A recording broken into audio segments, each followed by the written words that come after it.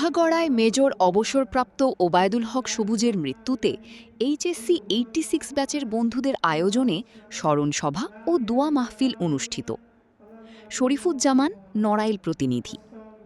নড়াইলের লোহাগড়ায় মেজর অবসরপ্রাপ্ত ওবায়দুল হক সবুজের মৃত্যুতে এইচএসসি 86 ব্যাচের বন্ধুদের আয়োজনে স্মরণসভায় স্মৃতিচারণ ও বিদেহী আত্মার মাগফিরাত কামনায় দোয়া মাহফিল অনুষ্ঠিত হয়েছে। শুক্রবার ২৪ এপ্রিল বিকেল ৪টায় লোহাগড়া সরকারি পাইলট উচ্চ বিদ্যালয় অডিটোরিয়ামে এইচএসসি 86 ব্যাচের বন্ধুদের আয়োজনে স্মরণসভায় সভাপতিত্ব করেন এইচএসসি 86 ব্যাচের আবাহক কৃষিবিদ এস.এম. শরীফুজ্জামান। লোহাগড়া সরকারি পাইলট উচ্চ বিদ্যালয়ের প্রধান শিক্ষক এস.এম. হায়াতুজ্জামানের সঞ্চালনায় বক্তব্য রাখেন সৈয়দ শাহ আলম, হুমার ইকবাল হাবিব, বাঁকা সরকারি প্রাথমিক বিদ্যালয়ের প্রধান শিক্ষক মোহাম্মদ হান্নান বিশ্বাস, মোহাম্মদ আনিচুর রহমান কামাল, অ্যাডভোকেট শাহিনুল্লাহ মোহন, ওবায়দুল হক সবুজের সহধর্মিণী মিথিলা ফারহা ও তার দুই পুত্র সন্তান শুভি ওবায়েদ ও শাফি ওবায়েদ প্রমুখ। সভা শেষে দোয়া মাহফিল পরিচালনা করেন লোহাগড়া সরকারি পাইলট উচ্চ বিদ্যালয়ের সহকারী প্রধান শিক্ষক মোহাম্মদ হাফিজুর রহমান।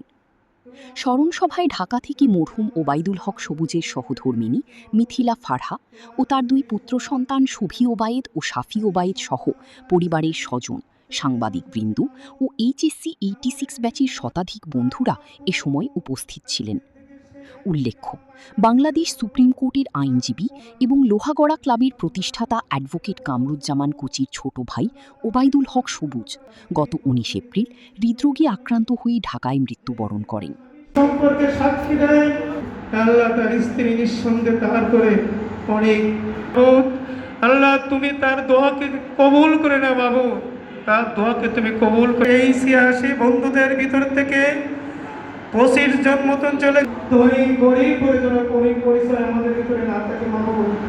আল্লাহ এই বন্ধুত্বের বন্ধন অনেক কঠিন, তার কিয়ামতে বন্ধু যাদের সাথে যারা মিলবে তাদের সাথে বন্ধুত্ব হবে বাবু। যারা হাত তুলেছি আমাদের এই বন্ধুত্বের বন্ধন চিরদিন অটুট থাকে বাবু।